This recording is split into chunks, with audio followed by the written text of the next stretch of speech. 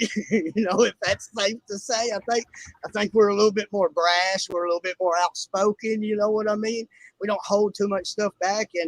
And when we go to interacting on Twitter, I think a lot of people think that we might be arguing whenever we just know each other more than, the public knows who we are. So it kind of might look like we're arguing. So, I want to get into that 3-4, maybe that new Cowboys defense a little bit, buddy. I want to talk about that just a little bit. Because you said something about the sub packages, and that's something I know you're real dialed into,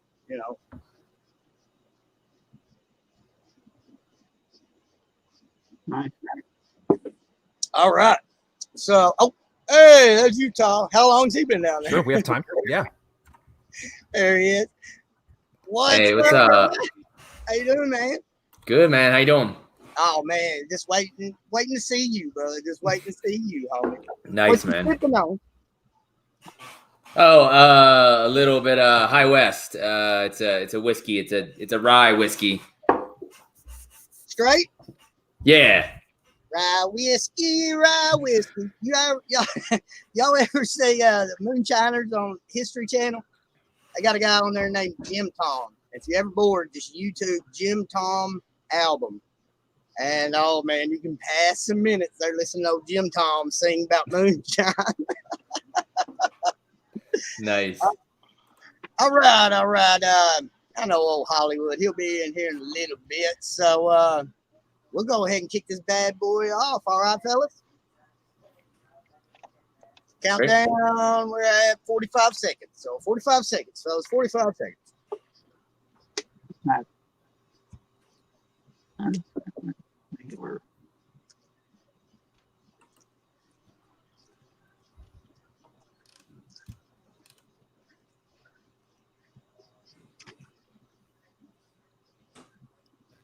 All right, here we go. Hello, everyone, and welcome to IDP Power Hour. We got a jam-packed show tonight. As you can tell, there is way too many people for me to be dealing with, but hey, we're going to give her an old college try tonight. We got a bunch of heavy hitters on. We got, before we get to them, I got to get to the co-host, the bearded wonder, Mr. Cornhusker himself, Clutch Russ 72. What's up, brother? Hey, man, not much. Just thanks to the Dynasty Happy Hour to help put this on, and the rest of the gang, and talk to my DP and try to share some info out there for everybody. So hopefully they can take that and dominate their fantasy leagues.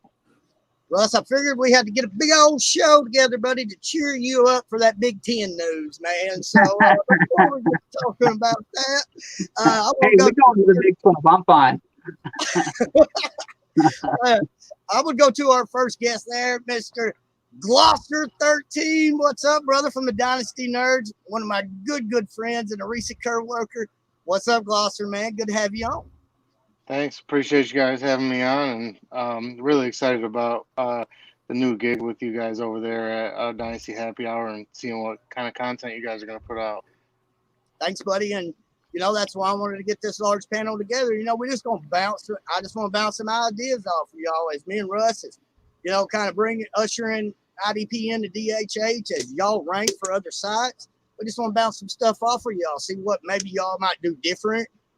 If you had it to do over again, what maybe be easier, just bounce some ideas off of you. So thanks for being here, brother. I appreciate it. And next we go to, I ain't ashamed to say it, he's one of my mentors. That's who got me into IDP. I was in one of my first Sharks League with the legend himself at Mike_Waller, Mr. 444. Got that show over there on the Big 3 Network. What's up, big guy? What's going on, fellas? Thanks for having me on, Dougie. How's things good on your end? Oh, yeah, man. I was just wondering when I heard your voice if I needed to turn on some Tony Braxton and maybe pour a glass of wine or something, because that booze, that voice is silky smooth, baby. That is silky. It's gone. The smooth jazz mic has gone. I can't change it. Nothing I can do. No judging here, brother. I love it. And I love Tony Braxton too, by the way. And last but not least, another legend. I told you we got some heavy hitters in here. Utah, EC, Mr. Eric, real good friend of mine. Somebody that taught me a lot about podcasting. a lot about being my own self and stuff, and a real dear friend to me, Mr. at Utah EC. What's up? Hey man, happy to be here. Actually doing a few things in the community now. It feels good after being kind of retired, so it's kind of nice to be on here and kick that off a little bit. Yeah, brother. I know you just told me you recently started ranking again, man, and I'm so excited for that because I've followed you stuff, I've been doing this 12 years, and ever since I've been doing it, I know at Utah EC, you know what I'm saying? You've always been right there, brother, so I appreciate you coming on. And where are you ranking at now, DLF? Yeah, DLF right now. Yep. All right, brother. Well, good to have you, man. And let's kick this bad boy off with just what I just talked about a while ago, guys. We'll start the conversation off with the last I introduced there.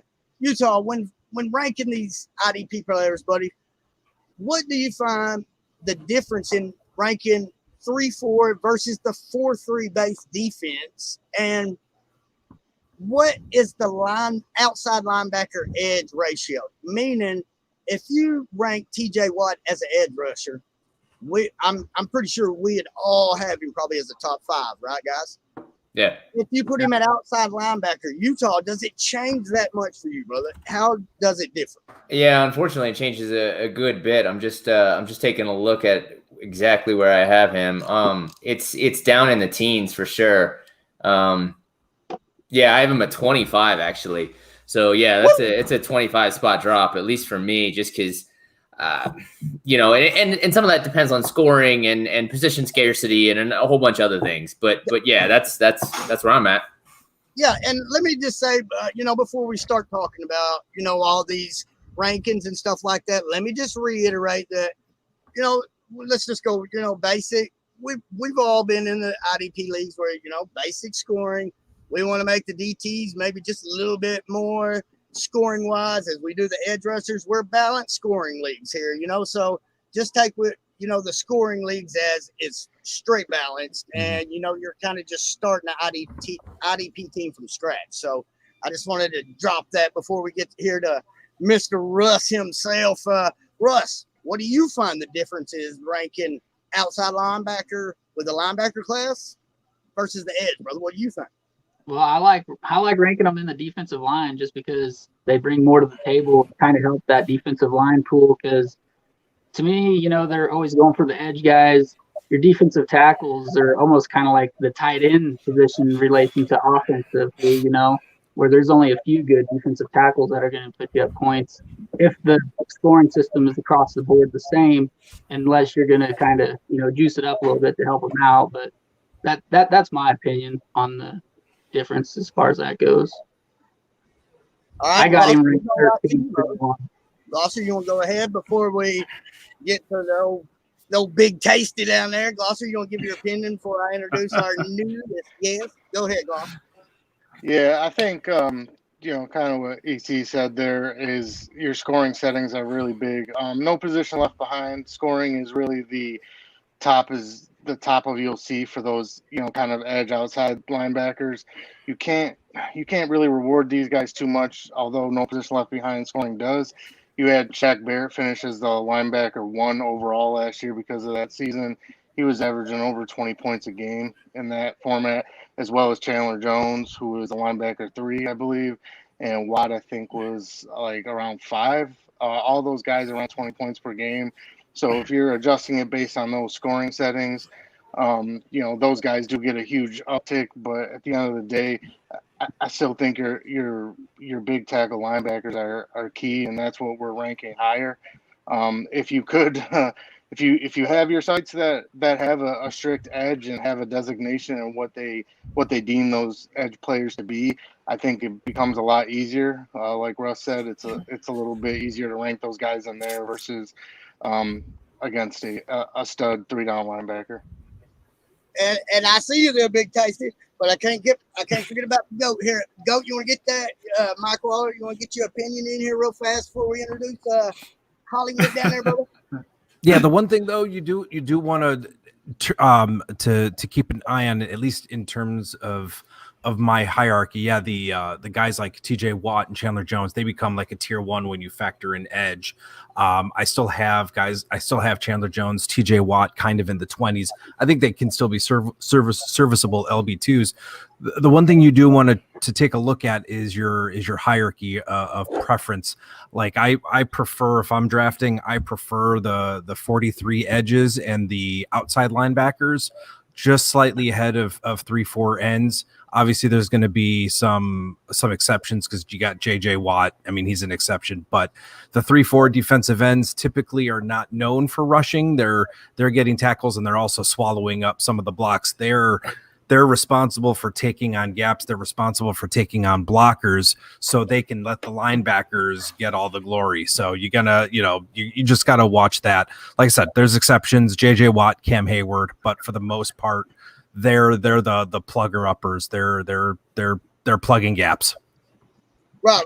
And that's not to be skipped over there lightly. Is they have a job to do first and foremost before they can make a play and get you IDP fantasy point. If they can get through their first assignment at that defensive base end, then they can make a play for you. Whereas the outside linebacker gets to come off of the edge before having to do a job. So that's right on, spot on there. Okay, I know. Hey, look how red his face is because he ain't got to say nothing for like 7 minutes. Hey, Hollywood, that Mr. Hollywood time. How you doing, brother? Man, I missed you, dude. How you doing, brother? What's going on, Dougie? Missed you too, man. Hey, man, nothing, baby. Another day in paradise. Talking IDP with a room full of legends. We was if you want to hit on it real fast with us here, Dean, just talking about the difference in ranking, say, TJ Watt at defensive or edge, at edge or at outside linebacker. Like how much does it flux when he's listed as a linebacker in your league versus an edge? You want to hit on it real fast, D? First of all, glad to see Eric back. Glad to have him back in the IDP world, and my boy Smooth Jazz up there in the right hand corner, Mike. He knows who he is. I told him I was fixing to turn on some Tony Braxton if he kept on talking. I hear you. But yeah, that outside linebacker drops him just a little bit for me. I mean, clearly, if you can get him as that edge guy, that's where his value's at. I don't think it takes a huge hit like some of the other players would because he's just so good. But yeah, I mean, if you can get him as that edge instead of that linebacker designation, definitely a better value for you. Okay, and this is real important and why I got all these heavy hitters here on tonight as we're ushering in IDP to DHH. I wanted to have y'all on here so people could hear what the best in the business would suggest you doing when setting up your IDP leagues. If you'll notice, all these heavy hitters just said they prefer TJ Watt listed as edge rather than linebacker. It's very, very easy to do in my fantasy league setups, guys. It literally is.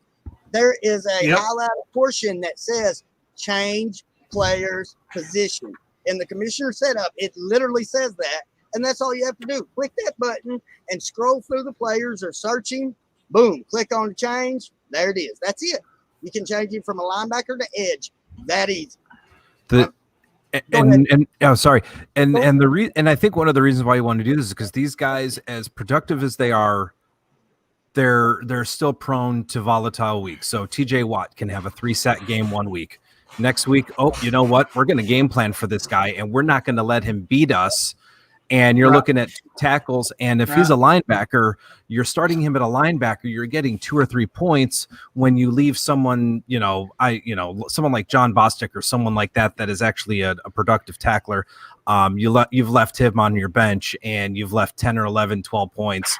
So that's one of the primary reasons why you should try to change it. I think my fantasy league allows you to change to custom change the linebackers to defensive ends. So if you can do that, certainly do that, because at least with a defensive end or an edge, you can absorb a 1 or 2 point, because you know you're going to have your peaks and valleys even at the defensive end. Even a guy like Donnell Hunter may only get like 5 or 6 points. So it's better to absorb it at that than leaving points on your bench. Yeah, Right. Utah. So, quick question: do you all prefer the specific? No, I just want to know if everyone preferred the specific position, such as DN or edge, or do you like that dual eligibility where you can play them at linebacker or defensive end? Me myself, I like the specific positions. Great question. Utah, you just recently started ranking again, brother. This should be, right, something that you're starting back up on again. What you thought? Yeah. Well, the way I like to play it now is the Sticky says, Adam TZ says, basically the true position where there you go. Slapping up basically all the basically making all the edges the defensive ends. That's the way I like to play it. But what's really interesting is I've done a few drafts with that now, and it really makes the off-ball linebackers more value, which I think's interesting because there's less there. You don't have Zadarius Smith. You no longer have TJ Watt. You no longer have all these guys that you used to have. As your linebacker plug and play guys. So I actually like it from that aspect because we like linebackers a lot as IDP people because they pull down all the tackles and it creates a little bit of extra scarcity there, but also makes edge not as crazy because I think when you just have defensive ends, there's basically like 12 that we all fight over, and then it's a shitbag after that. Yeah, and let's we've been around a while. This room right here has been around a while. Guys, let's face it. 3-4 years ago, this outside linebacker edge talk wasn't a thing. I mean, it was linebacker, strictly linebacker. Your 3-4 your 3-4 edge rusher was linebacker. I mean, there was no such thing as edge. So, MFL adding this for us to change that outside linebacker to defensive end, as you said there. I love that option so much, and give Sleeper time. It's a rather newer app, and I believe they'll come along and they'll let us. They're pretty good about listing the guy as a linebacker or edge. So they're pretty good at it. But we're going in the right direction. It's kind of my point. And I love seeing that because I'm pretty sure that the room is unanimous on we like the outside linebacker at edge. It makes the whole league better as a whole. Like Utah said, 5 years ago, LBs, those linebackers, that was the cream of the crop, because the outside linebacker didn't score good. So Khalil Max almost went through his whole NFL career, and we're not been able to use him in IDP. That's a shame, guys. That's a shame. Right. Yeah, I play Yahoo. I do think Robert Quinn's going to help him a lot this year, though. Right. Go ahead, Russ. I was going to say I do Yahoo, and I know they're not the greatest at doing that. Sometimes they'll be double labeled linebacker, D end, or whatever. And earlier in Khalil Mack's career, he did have both, and obviously he's going to blow up and help you more in that defensive line role than he would the linebacker role. But I just thought I'd add that in there. Yahoo must be a little bit behind the times a little bit. I've been trying to send them stuff to help that, but I don't know if it's been working yet. At least they're trying to, dually list them, dually eligible. At least they're dually eligible at linebacker and defensive end. That effort, that's at least effort, and that's a step in the right direction in my opinion. All right, before we move on to get into a little ranking talk, we can't have this many legends on and not talk a little bit of ranks. Everybody loves some ranks. Before we do that, I want to give a shout out to our sponsor, Trophy Smack, TrophySmack.com. Thanks for sponsoring IDP Power Hour. Use that promo code Oklahomie, all caps OKLAHOMIE, for a free $60 ring with any trophy purchase. TrophySmack.com. The only place I go to get my bling, baby. Flossy. All right, back to the show. All right, Mike. I want to get this going, buddy. So we might even have a chance to debate that number one safety talk since the move. So let's get right into it, baby. Let's get it right into them edge rankings as we brought it up. We'll go ahead and just do the defensive line, so maybe we can get there to safety. So defensive line, top 3. Mike Waller, you want to hit them with us, buddy? You can just go ahead and do 1, 2, 3 if you want to, and we'll go around the room, give us our 1, 2, 3s. And then we'll give a little wrap up. Yeah, no problem. My top 3 pretty simple. I have a feeling we're probably going to be in a consensus, or at least pretty close to it. Maybe some combination, but for me, it's in this order: Danielle Hunter, Myles Garrett, and Nick Bosa. Okay, all right, love it. Let's go right there to Mr. Glosser 13, buddy, that old nerd herd member. What's up, buddy? Let's hear that edge number top 3, brother. I got Danielle Hunter and the Bosa brothers. I have Nick slightly ahead of Joey, though. Very high on Nick Bosa. Myles Garrett is very knocking on the door for number 3, though. I knew great minds would think alike. I knew it was going to go kind of bad. Top 3. I started to say top 5, but I knew we'd argue over that number 5 spot all night long. So, Utah, let me hear that top 3, brother. Hey, buddy, you muted it. You got us on mute. You muted. You got it. Oh, my bad. Yeah. There we go. It's not much difference in you guys, not surprising. Except my order would be Nick Bosa, Joey Bosa, and then Hunter 3rd. I have Joey ahead of Danielle Hunter just because I think a little higher tackle floor. And we've seen a little bit more pressure per snap, which is a little bit more sticky than sacks. Right. Okay, D, let's hear it, brother. Top 3, let's go. I know you're a big Hunter fan. I know he's one. Oh, I am. I love me some Hunter. I think he's one of the more consistent pass rushers in the game. I've got Nick at number 2, and then I'll go with Myles Garrett at number 3. Okay. All right. And Russ, go ahead, buddy.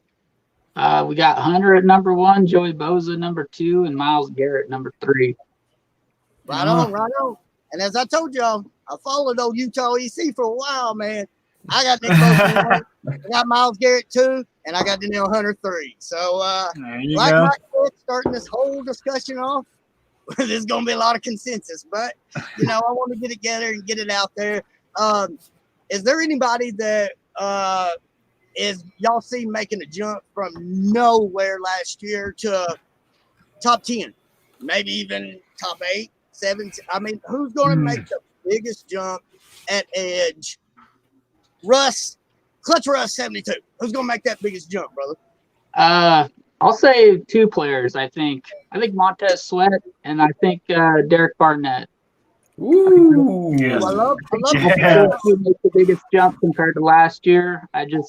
With what they've done for the defensive line for both of those teams, I think they're going to feed off of each other, and I think those are probably 2 players that are low that can make the biggest jump. Yep. Right on. We'll move right over here to D. What's up, big bro? Who's the biggest riser? Clutch stole my guys, man. I think Montez Sweat with what they're doing with that defensive line with Chase Young, him and Chase Young are going to be beasts. And you got Jonathan Allen and Deron Payne in the middle. I mean, that's a front 4 to be reckoned with. And then, there's been a lot of positivity with Derek Barnett. I think I like those guys too with their front 4. So, he stole my guys right there. So, I can't argue with that. Glosser, you got a big riser there, brother?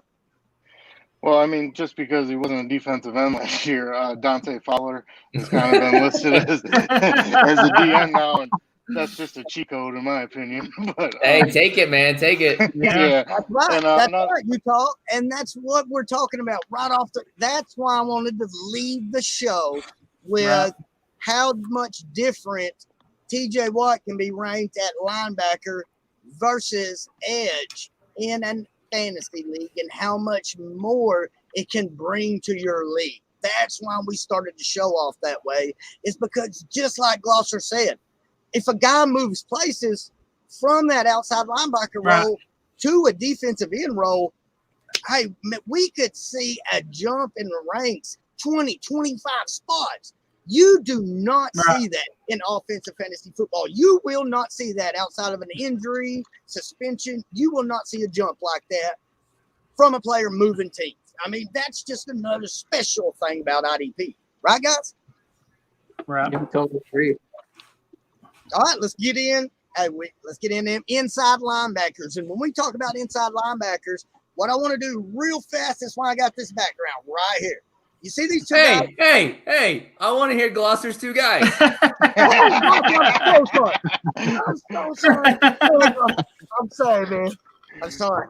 Another guy I'm keeping an eye on is Cleveland Farrell. I think could make a jump this year. Yeah.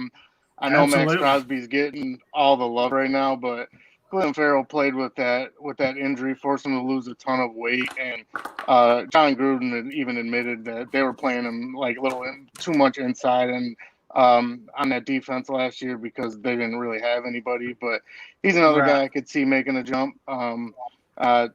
Dante Fowler, though, just to finish my point there.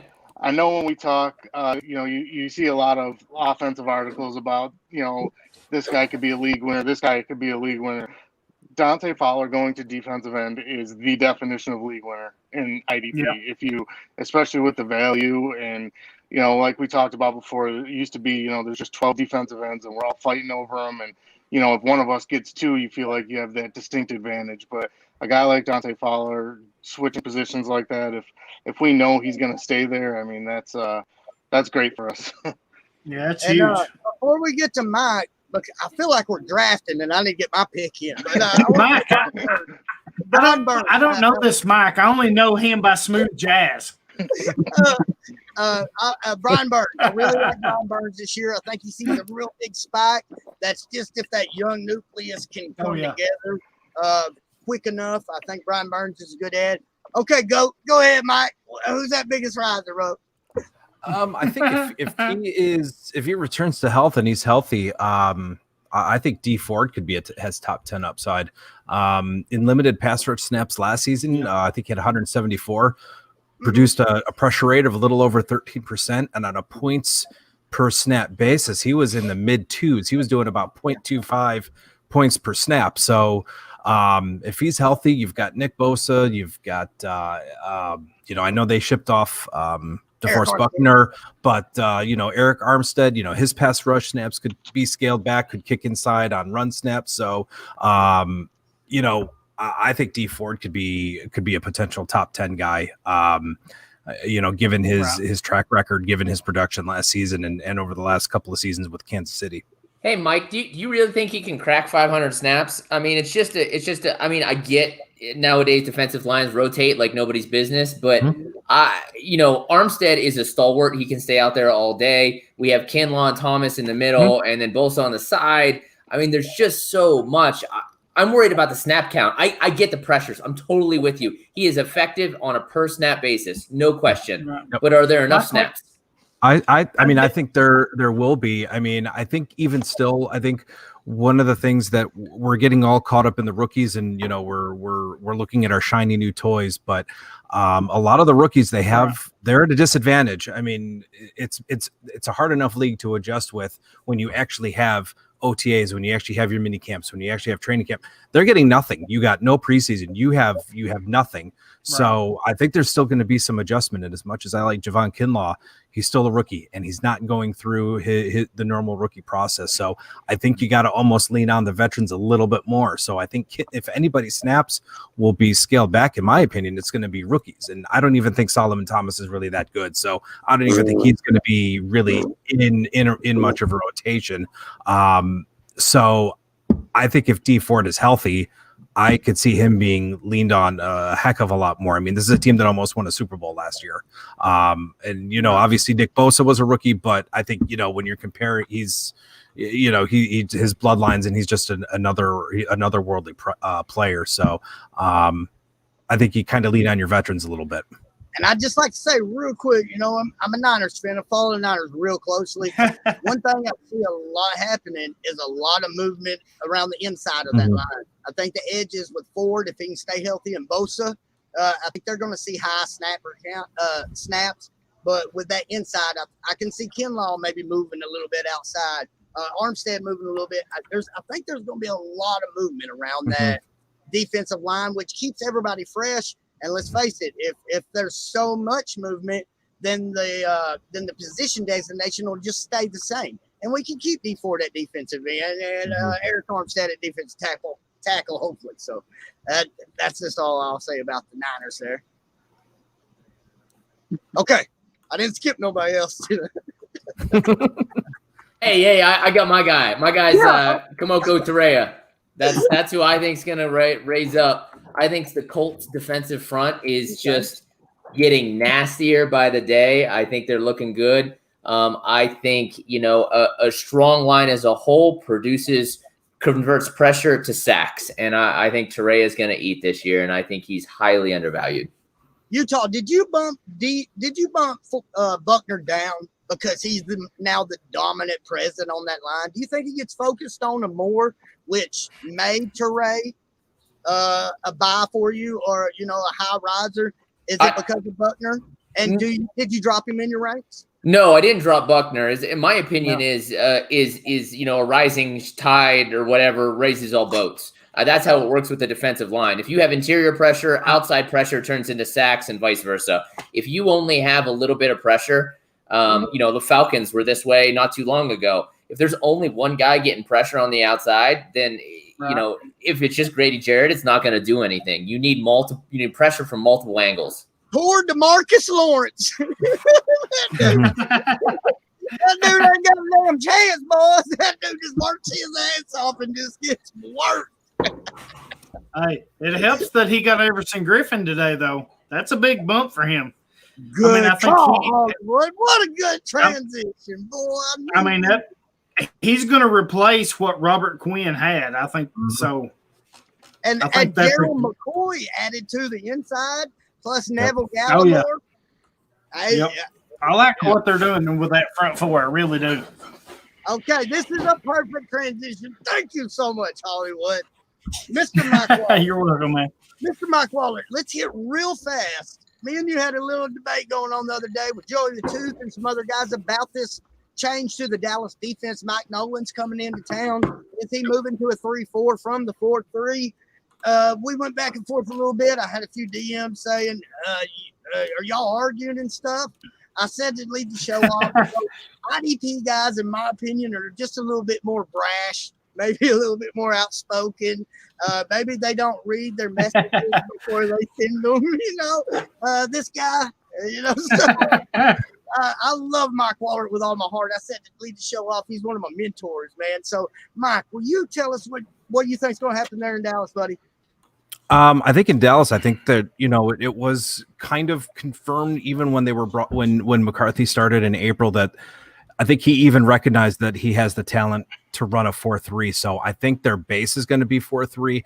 I think where they're going to get a little creative is more coverages. I think they're going to be less vanilla with their coverages, and do more, and get a little bit more creative instead of just running, cover 1 or maybe cover 3. They're probably going to run some 3-4 just because, or they're probably actually going to run more sub packages, I should say. I think they were about 60 some odd percent nickel last year. So I think that's where things are going to change. I think if they do run some 3-4, I think if they do run some 34, Jalen Smith, I think they're going to utilize him as a pass rusher. I think he had 75 pass rushing snaps last season, so it wouldn't surprise me if he was maybe hit triple digits this year. So, but I think their base when they do run it will probably be a 4-3, just because, like I said, they have the talent to run a 4-3. Poe can play some nose. He can also play interior. Gerald McCoy has more experience as that defensive tackle in the 4-3. So, like I said, I think base defense, though, 4-3, 3-4, I think, they're running multiple fronts. We know all these defenses are running multiple fronts. They're running mostly, 5-6 defensive backs. So I think it's just a matter, as long as they're getting snaps, I think that's what you want to key in on. Okay, buddy. Right. I just had to hit on it real fast, man, because my DMs was coming at me. Hey, you good? You good? I'm like, yeah, what's up? Going at it, man. What are you talking about? Wait, wait. Context is lost on Twitter. Really? I know. You know, Color me shocked. these guys, we're not in the spotlight a lot, you know. So the public opinion of when they see us talking back and forth, they don't know that a lot of us have known each other for many, many years. IDP's just now kind of peeking its way, you know, out of the shadows a little bit. So people are getting to know us a little more, and we all love each other. I just had to get into that, and I just want to hit on that real fast. Yeah. Anybody want to hit on that before we move on to these inside linebackers? Well, I want to ask Mike a question. Mike, you mentioned the 60% nickel and more sub packages, but they were like they barely ran dime at all. And I see all these new additions. You know, they have a 0 tech, they have a 1 tech. Now we have defensive line people, and we got linebackers coming out of our ears, rush linebackers, off ball linebackers. Mm-hmm. Do you see that dime percentage changing? Because I don't see a lot of DBs on the field. I just see more creativity with linebackers in front. I think they're just going to get. I don't see them running only one linebacker. I think it's going to be Van Der Esch. I think it's going to be Jalen Smith. I think Sean Lee is going to have a handful of snaps. He's not he's an IDP afterthought right now. But yeah, I think they're going to at least be running 2 linebackers at all times. And I think it's going to be Van Der Esch and Jalen. Yep. I actually heard today on ESPN Dallas that Chidobe Awuzie has been taking snaps and learning the strong safety position. Mm-hmm. I've also heard that today on ESPN Dallas that Todd Archer, a long-time Dallas Cowboys guy. That's the only thing I can pick up around here is ESPN Dallas. So, you know, I throw those rabbit ears up on top of the house and I listen a little bit. He said Awuzie has been taking snaps there at that strong safety spot. So watch out for that. You know, maybe throw him down there on the bench late in the draft, you know, and just cross him fingers. You know? It's funny. Dallas has always been sorry. Go ahead, Mike. Go ahead. Dallas has always been a team that has never had a safety be a huge IDB producer, at least in the years that I've been playing.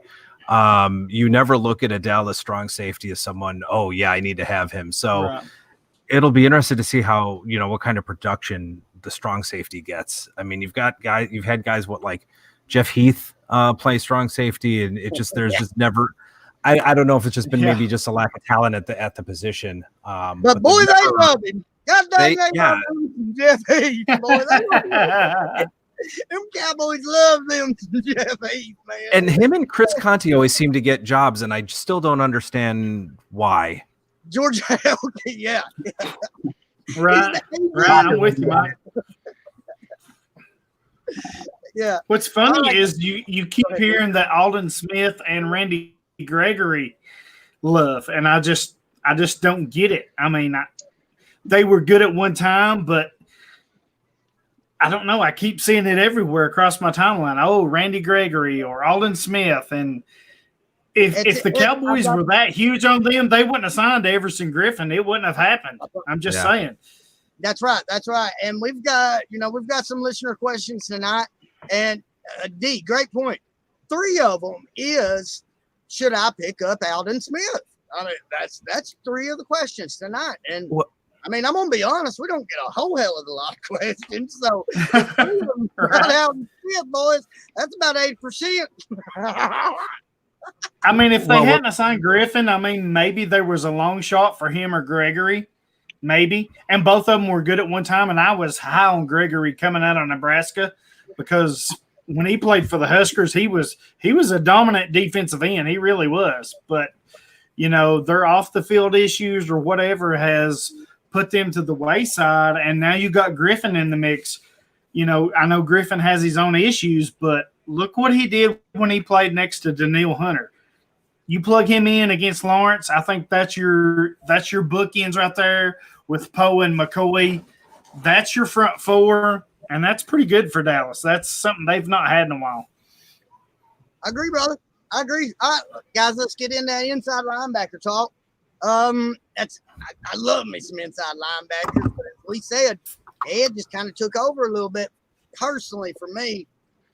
You know, I don't have a linebacker at number 1 overall no more. So let's get in that inside linebacker talk, and we're going to start off with the old co-host down there, Miss Cliff Russ. Give me a top 3 inside linebacker, buddy. Well, I'm sure like a lot of you guys, at least probably 2 of these 3 would probably be the same, but Bobby Wagner and Darius Leonard, and then I like Joe the Show Shobert at 3. Right on. Right on. Let's go up there to Gloucester. 13, buddy. Top 3 linebackers. Darius Leonard would be my number 1. Jalen Smith, I'm really, really high on, so he would be my second linebacker there. And I fight with this third one so bad, being from Buffalo. I want Tremaine Edmonds to finally break out. Man. But it's Devin White for me right now. Okay. I really just I love Devin White. I think he's going to be a superstar. I know he probably fights the same thing that Tremaine's fighting with Matt Milano there, with the maybe not just eating up as much tackles as he could, but I'm back and forth on those 2. I mean, one week I have a Tremaine Edmonds, and then I'm yelling at myself, and then I put it back to Devin White. Totally with you on Bobby Wagner as well. It's just when you're doing dynasty rankings, it's once you hit the old 30 age, you got to kind of slide down a little bit. Yeah, it's picky poison there. All right, let's go to Mr. 98.7 Smooth Jazz Radio, Mr. Michael. Smooth Jazz. For He's me, gonna hate me for that name. I'm sorry, Mike. Good. It's all good. I got Bobby Wagner 1, Darius Leonard 2, and Jalen Smith 3. Okay. All right, Dick. Let's hear it, Dick. Yeah, I mean, I'm hearing you guys. I mean, I love the Wagner talk for a redraft 1-year deal. Love it. But, my number 1 guy is Darius Leonard. Number 2 is where I'm going to differ from all you all, because every year everybody seems to hate on him. I'm taking Blake Martinez. And just because he went from Green Bay to New York Giants, his role is not going to change. He's going to be a tackling machine. So he's my number 2. And then at number 3, I'm going to take Joe Shobert. I'm taking 2 guys that were traded. So Shobert going from Cleveland to Jacksonville, their defense was so disappointing last year. It was just shambles. Miles Jack was not what they thought they had. Joe Shobert will be. And I think once we start playing games, they will see that. So that's my top 3. I'm going to go with Leonard, Martinez, and Shobert. Yeah, I've got Martinez at 4, so not too far behind. He's a shoo-in for 140. Oh, yeah, absolutely. I heard it when it was so funny when Rodgers was hurt. I kept hearing, Rodgers will come back. Martinez, his value is going to drop. Nope. He didn't miss a beat for IDP, man. I mean, it was something else. Yeah, fellas, I suggest if you got a few minutes tonight, go back and check out, I believe Tyler at Dynasty Happy Hour uploaded the ADP talk that me and Russ had last week about Blake Martinez as we close out the show. And I said, he's slipping. He's falling. He's got to get up. And we had a little DMX going out there. And I'm big on Blake Martinez, and I'll go right into my 3. Guys, I got number 1 right here. I know a lot of y'all has heard me talk about Devin Bush a lot. I took him out the number 1 rankings there. A lot of people have moved out of their top 3 because the addition of Jamal Adams. I think the addition of Jamal Adams helps more than anything. I moved Bobby Wagner up to number 1, fellas. At number 2, I got Mr. Blake Martinez right there, D-Man. Number 3, right here, a name we ain't heard yet, guys. And he made the move. It's a team that needed a linebacker forever. Corey Littleton there with the Las Vegas Raiders. We talked about Cleveland Farrell. We've seen the season that Matt Crosby had there on the edge. I think they developed a little bit more with Gruden. You add the addition of a sideline-to-sideline guy like Corey Littleton, who's a tackle eater already. Give me Corey Littleton. I'm buying some Corey Littleton shares. I like him there at 3. Thoughts? I'm just not a big Littleton fan. I never have been. I don't know what it is. He's just he gets the volume, he gets the numbers, but he's just not a top 5 guy for me. Never has been. Get it, brother. Anybody else want to chime in before we get to our big risers here? What's your feelings about the Nick Wilkowski or whatever the hell you say his last name? I mean, I think he's going to be wearing the green dot playing linebacker. Yeah. Good call. I love Kwiatkowski. We'll love him, especially at the value where you can get him. Oh, yeah. Love him. So let's go right in there to our risers, guys. Let's just go right there. Russ, I love the call Kwiatkowski. I absolutely love that. D, you want to go ahead and go next for your biggest riser at inside linebacker, brother? Oh man, biggest riser. I'll go ahead and go. I'll give you one, and it's going to be a homer pick. I know that's what everybody's going to say, but don't be surprised to see that Rashaan Evans for the Titans is going to see a huge jump this year. I mean, he put it on display last year in the playoffs. I know he kind of stunk it up against the Chiefs, but against the Patriots and the Ravens, he was a tackling machine. And another year under his belt, he's going to take over. I think he's going to be the guy that you see a big jump from. Real quick, D, I've heard he's going to be coming off the edge a little bit more. Was that before the Vic Beasley signing? Did Vic Beasley kind of know that just a little bit down, or is he going to be taking a few more rush snaps? Oh my God! Don't get me started on Vic Beasley. I know you're a fan. I sent your jersey this morning, by the way, brother. The Teddy Hill jersey and the Beasley jersey. Oh Jesus, Beasley has been a mess since they give him a contract. But is Evans going to rush more, brother? Is he coming? Have you heard that around? Yeah, I think Evans is going to be more of a pass rusher. I think you're going to see Jayon Brown be more of the dot guy for the defense. Okay. But that's not a bad thing for Evans because I think he excels where they're going to put him.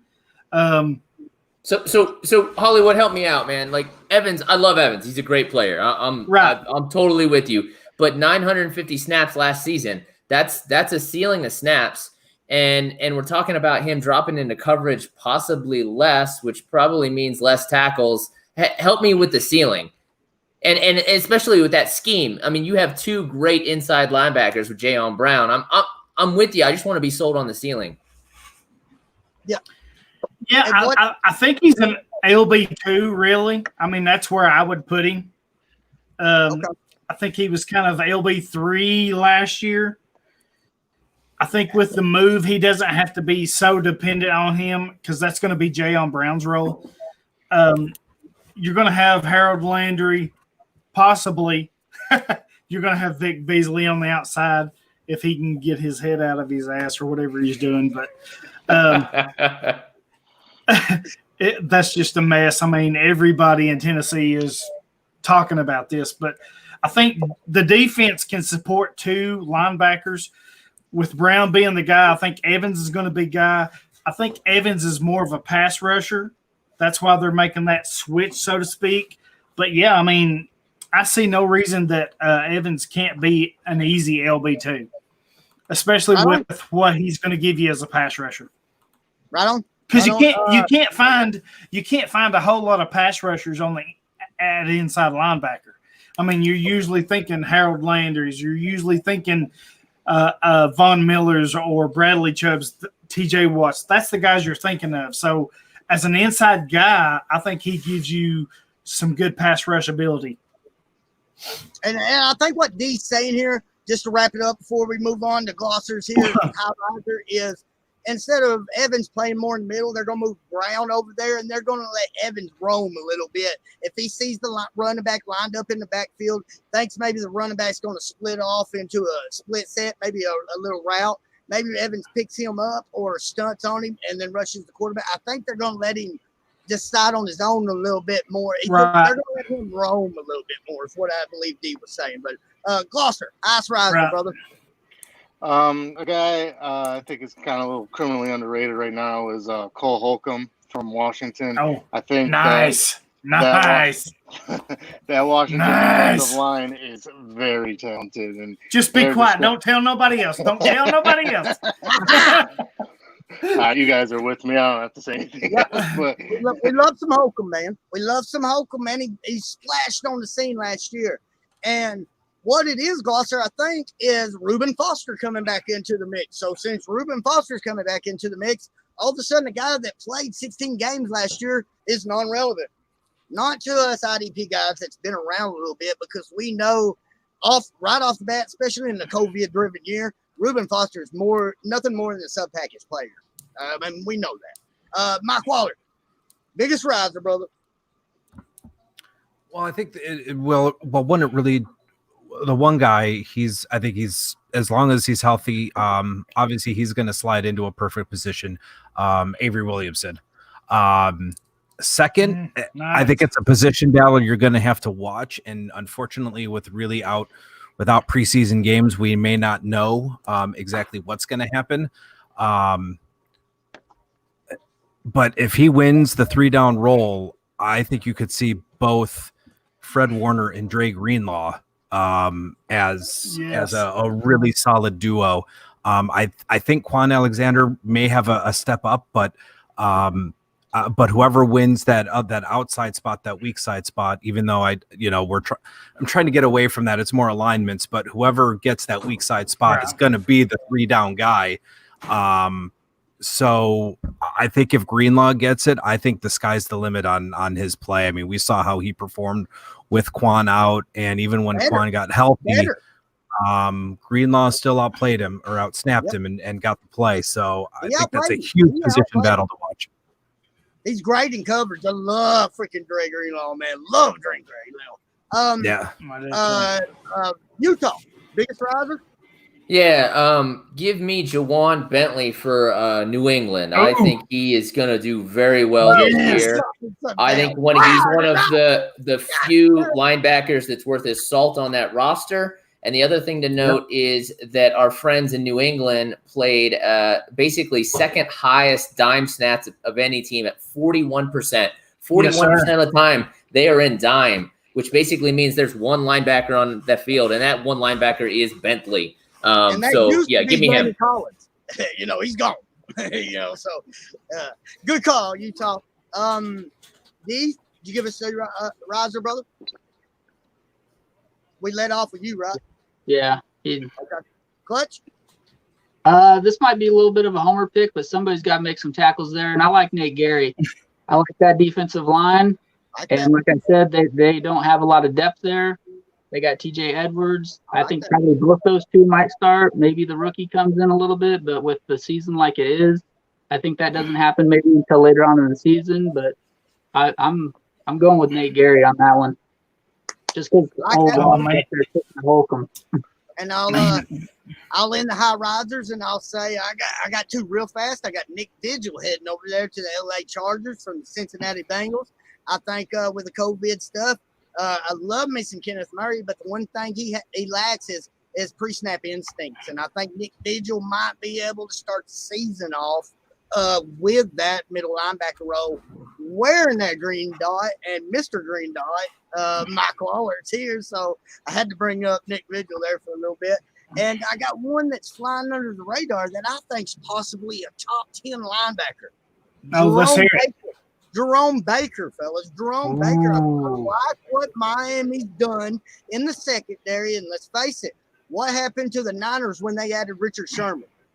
The Miami Dolphins added Byron Jones, dude's lockdown. I like what Miami's doing, man. They added Shaq Lawson. I like what Miami's doing, and I like me some Jerome Baker. I think he's got a chance to be top 10 linebacker. Am I crazy? Oh, man. I don't know about top 10. Miami will be on defense for a lot of snaps, I bet. I mean, he's going to have the opportunity. I know it's flaming. I had to move the flamables away from the laptop there a little bit. All right. Let's close the show out with some safety talk. With Jamal Adams moving to Seattle, there was a big fuss. Who's that number one safety? We didn't know. Everybody moved Jamal Adams down with the thought of him moving town. In my opinion, wherever he went, he was my number one safety. Number 2 went to Derwin. Number 3 went to Mr. Buda Baker. So that's my top three right there, right off the bat.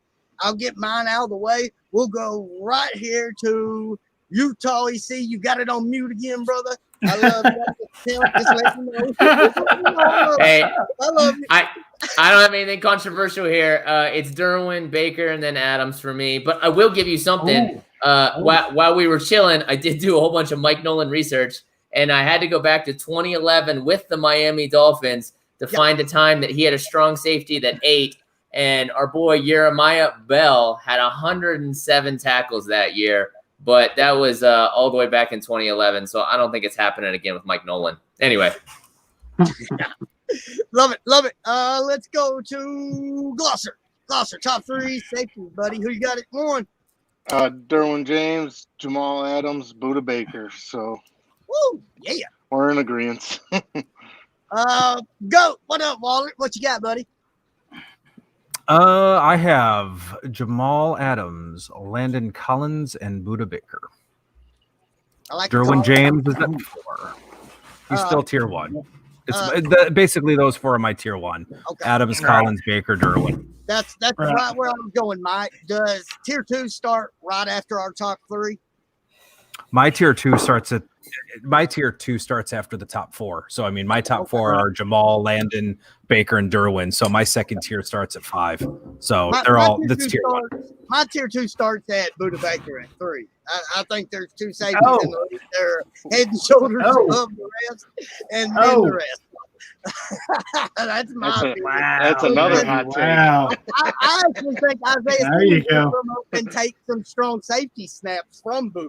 So I almost want to move Buda out of my top 3, but woo, we're getting crazy at 55 minutes in. But choose those top 3 safeties, brother. Well, I got Tracy Walker, Jamal Adams, and Derwin James. I like Tracy Walker. Detroit don't have very good linebackers. He did excellent last year. I know he was hurt a little bit, came back, still played, balled out. I like Tracy Walker. It's probably not very popular, but I'm not about winning charity awards. I'm about winning fantasy leagues. All right. I love you, man. I love you, man. Hey, I love Tracy Walker. I think he's super undervalued, but I am a little worried about Will Harris. Do you have any concerns?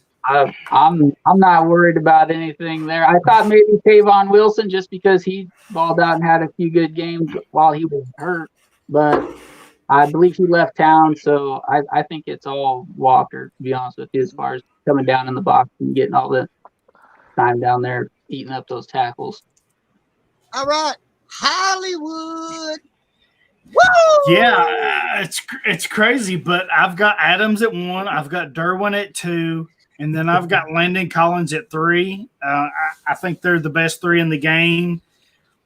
Buda, I like him, but I don't know what Arizona's doing with Simmons. I know he's going to focus on linebacker, but somebody's got to take a hit somewhere. Either Buda or Jordan Hicks or somebody. I mean, you got it's Hicks.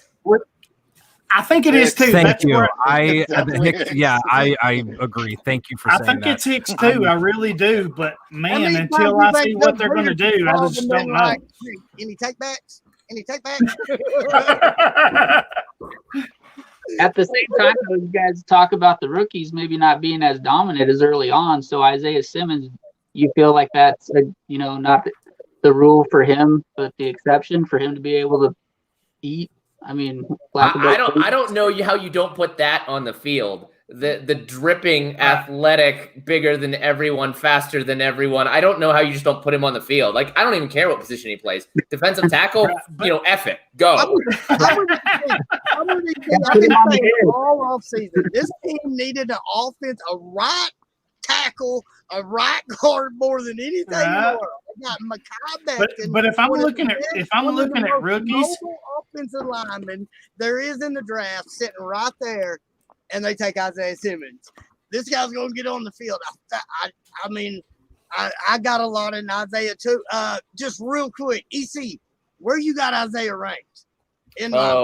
really high in Dynasty. I have him like really like embarrassingly high. Because everyone thinks he's a bigger name than he is player, I got him but at 11. I'll bet on the talent. Hold on, let me see where I have him. It's embarrassing how high I have him. I got him at 11. 14. Oh, you have him. Okay. Beat you by 3, baby. I have him at 11 too. Oh wow! I mean, I wrote a whole Doom Records article on him, though, so I have to be high. I watched so much tape of this guy. I'm with EC. I do not know how year one you don't give this kid 90% of the snaps. I really don't know. I mean, it's all there in the national championship game. The first 12 plays of the game. The guy played 4 different positions. He played cornerback. He played linebacker. He played safety in the national championship, biggest game of the year. Played 4 positions in the first 12 plays. That's insane. You know? Biggest risers when I get on them little tangents. I'm afraid. Mike, did we get your riser, brother? My riser is the Matrix, Keanu Neal. Okay, bro. Good call. Good call. Banged up. Do you think he stay healthy? God, I hope so. Okay. Oh man, I'm not a doctor either. Here we go. God, I hope so. Hey, D, we've been letting you go last, buddy. Give us your biggest riser there at safety, homie. Oh, biggest riser at safety. Ooh, it could be a rookie. It could be a rookie coming in. You know, I love what I like Jeremy Chin. Isaiah Simmons.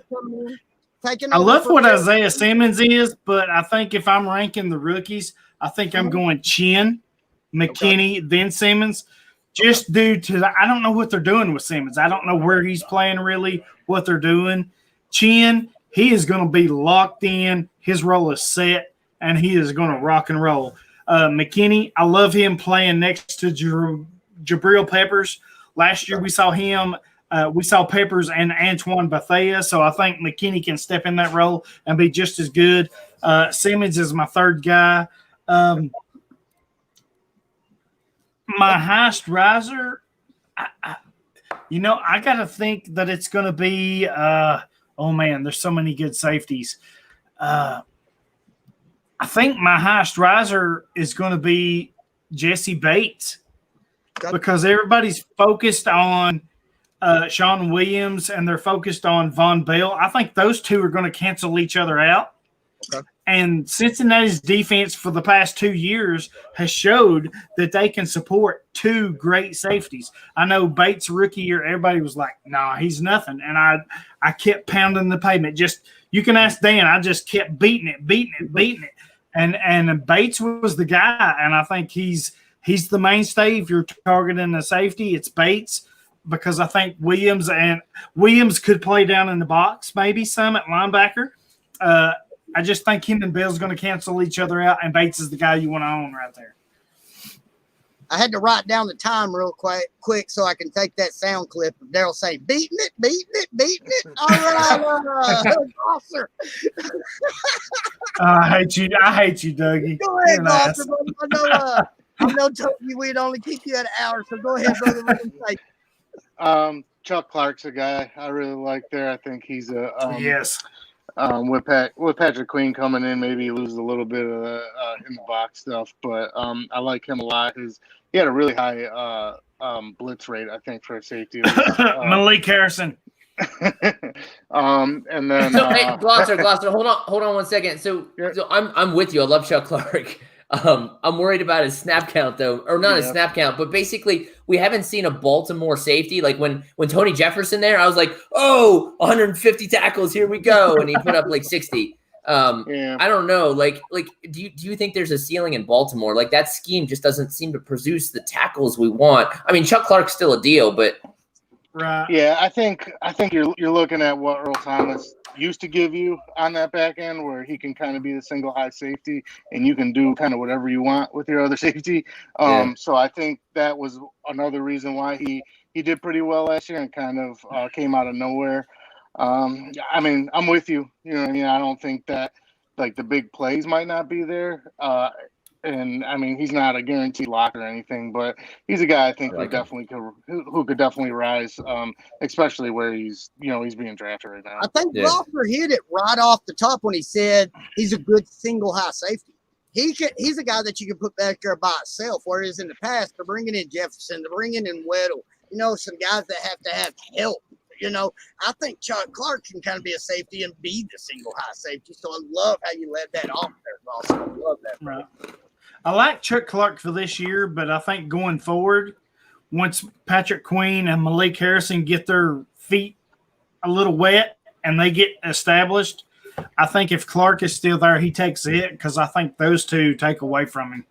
So I'm sorry, this is super tangential, but you talk about Malik Harrison, and I want to be stoked about Malik Harrison. I really, really do. But I think the Baltimore actually ran the most dime of any. I think they were like close to 50th percentile running dime. Do you think they changed the scheme percentages based on actually having good linebackers? I would say, yeah. I mean, they had Patrick Onwasser, and he's gone. I would think they do. Yeah, I mean, they don't have a whole lot at linebacker. I mean, Queen's going to be your starter. I mean, who else do they really have? I mean, no, it's Queen and Harrison. My point is they didn't have anybody last year. I mean, and right. I guess my point is, are we going to see dime go down and nickel go up so we can see some snap count for Harrison? That's my concern. I think so, because let's look at their situation. I do too. They got a rookie in Kenny Young who they drafted, and they think that he's that guy that's going to be that linebacker. They ship him off, so the team's still in front of what they're going to run. This year they draft two of them linebackers, not far apart. I know Queen went in the first round, but Malik Harrison was a name we all knew. I believe these are the two guys that they think can be the trendsetters with Chuck Clark playing that single high safety there, Mr. Glosser. I think this is kind of, something for them to run less dime there, EC. I think this draft really pointed out for them the changing of the guard less dime coverage. All right, fellas. Hey, hour and 6. I didn't get my safety. At least he has safety. Hey, we get to talking. I told you. Y'all know what I do for a living. So go ahead.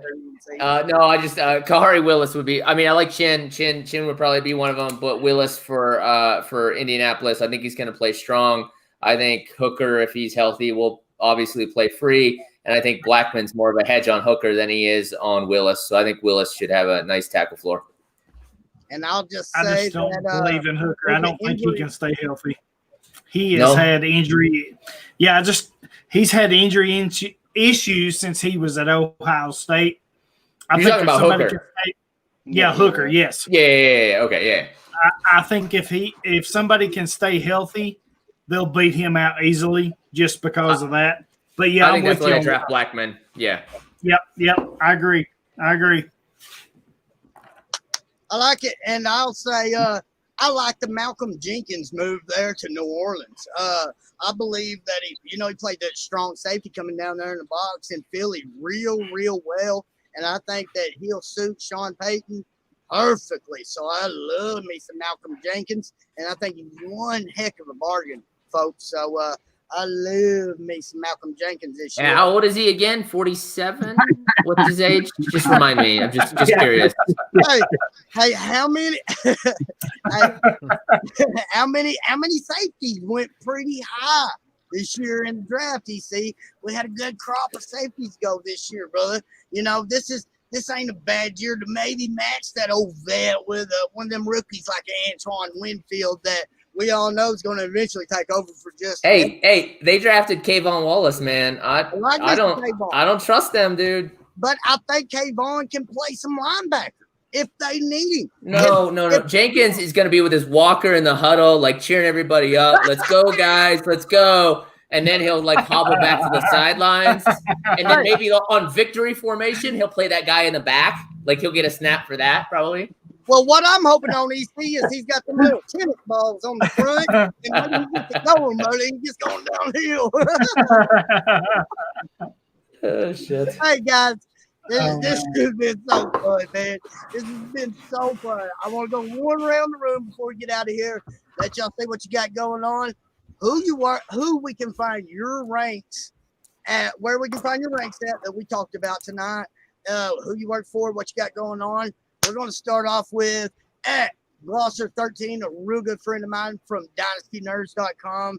Super fantastic group over there running out IDP department. Mr. at Glosser13, tell us a little bit about you before we get out here, buddy. Yeah, running the IDP over at Dynasty Nerds. It's been a long journey over there, but we got rankings up. The Dynasty GM tool just came out.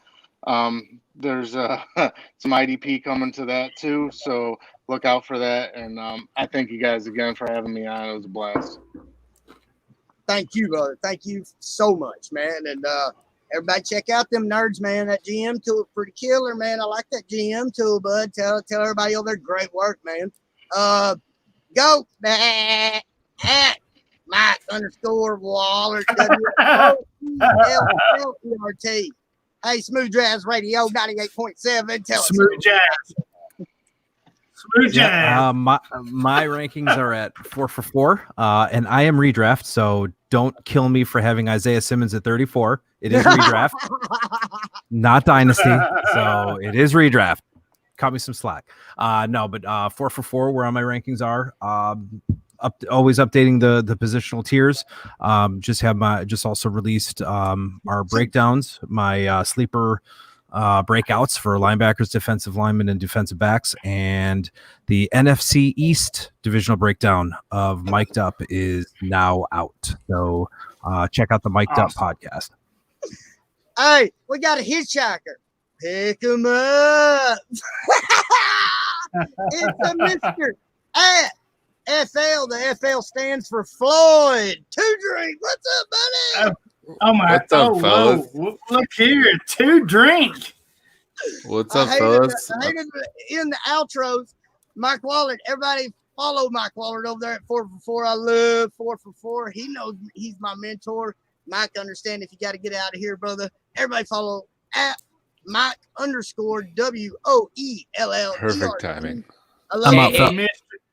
Hey, Mike, Mr. by the way, Smooth your 3-down linebacker column is Yep, is and off thank the you hook. for reminding me. I can't even believe I forgot that. Yeah, and I just released projected 3-down linebackers. Thank you for reminding me of my work, Eric. Appreciate it. Well, because Mike, because I read it and I use it in my analysis, and that I don't know if what's bigger praise. So thank you for everything you do. I appreciate that. Yeah, appreciate it very much. Yeah, there's a big table, downloadable table, some analysis at the position. So, but again, thank you for having me, Dougie. Appreciate it. All good. Cowboys defense, it's all good.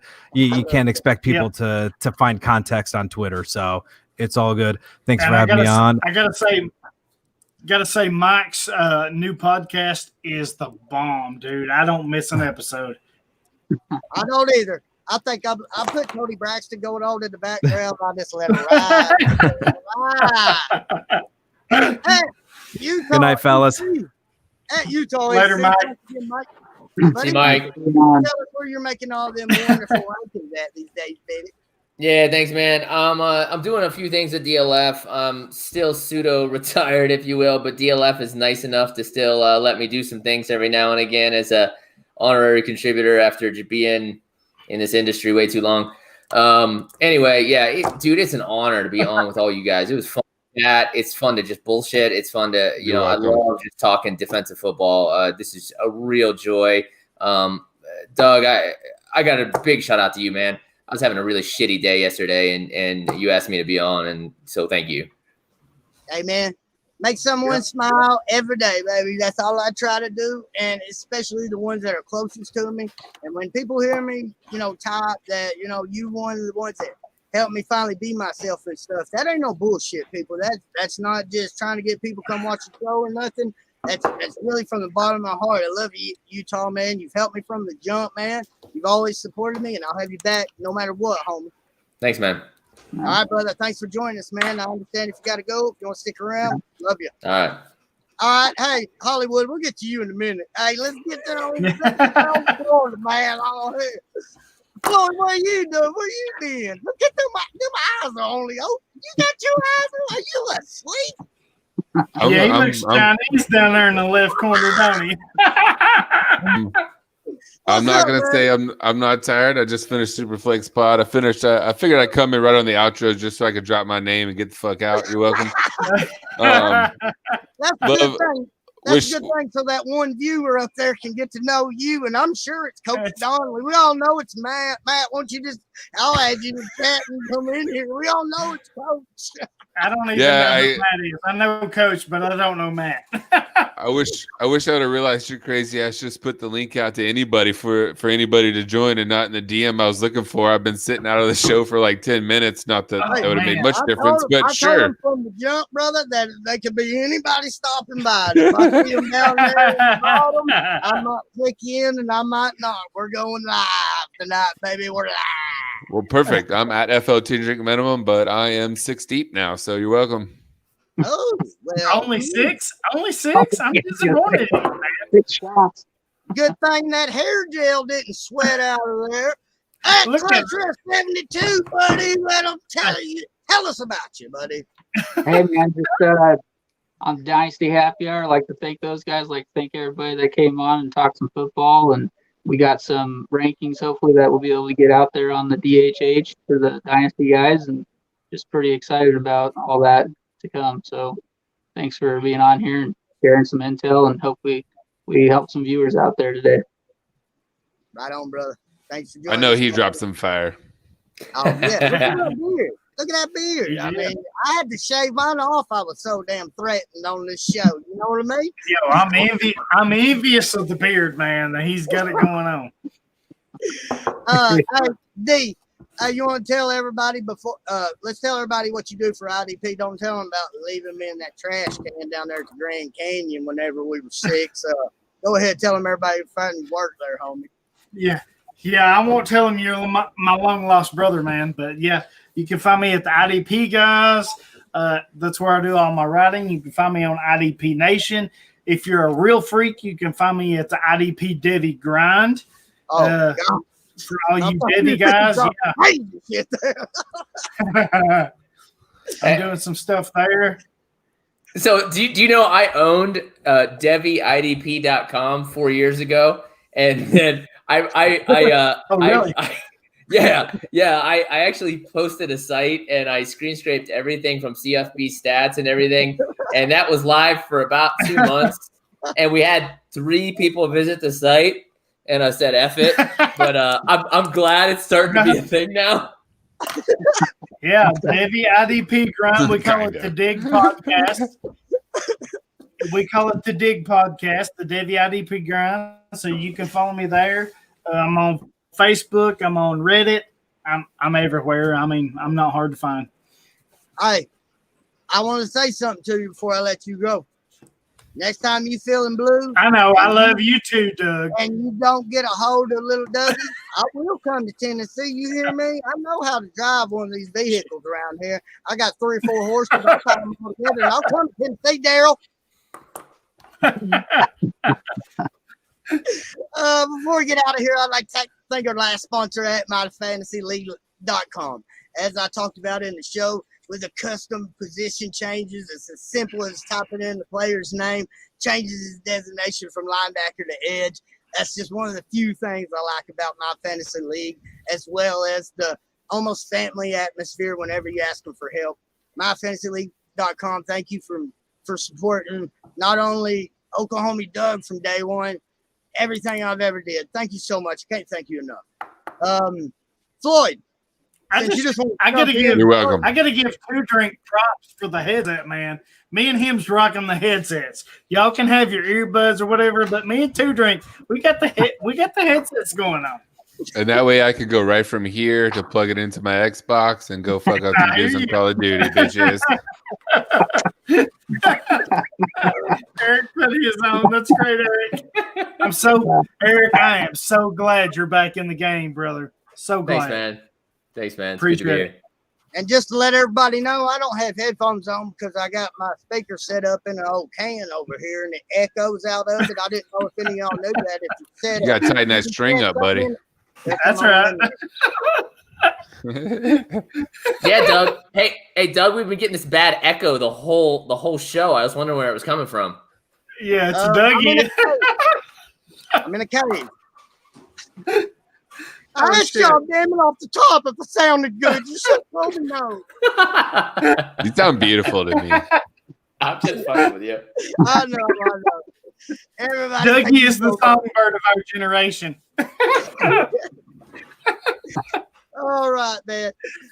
From Mike Wallet, from Glosser 13 over at the Nerds, from one of the goats that came back in the IDP at Utah EC.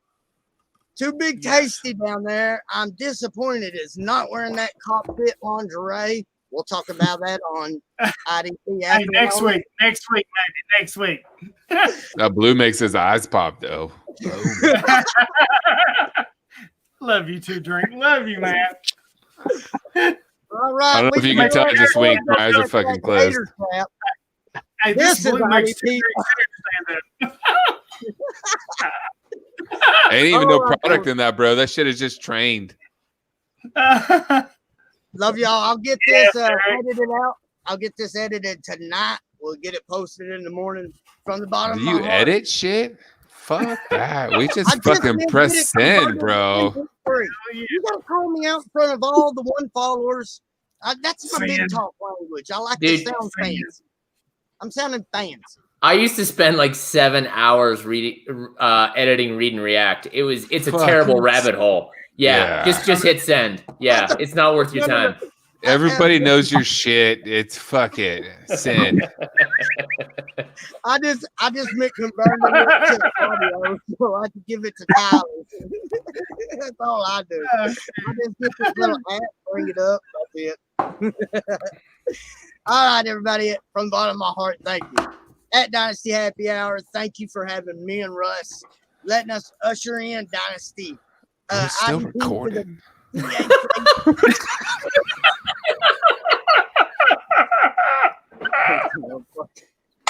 It's a mute button, the bottom left. Bottom left. Got it. That's awesome. Hey, that's it. Hey, that's all I needed for the audio. He said goodbye like 4 times. We're good. I'm about to piss myself. I'm not going anywhere. I still hope we're still recorded. We are too. We are because it says live. Oh yeah, that's great. 21 minutes over. Oh, that is so great. Yeah. Oh yeah. That wasn't too I'm bad. stoked. I came in at the perfect time. You're welcome. Oh yeah. It was going so well until you showed up. You're what? Look, if you don't know by now, that's exactly what I do. I mean, I just come in, fuck shit up. I mean, Doug was mostly going around the room, 75%. Shoot, that's fine. Hey, what's your guys' opinions on quarterback hurries versus quarterback hits? I was just kind of curious. And then, like, if they're stacked with the sacks with the quarterback hits. Wait, as a stat or as a prediction metric? As just a stat for, fancy IDP guys.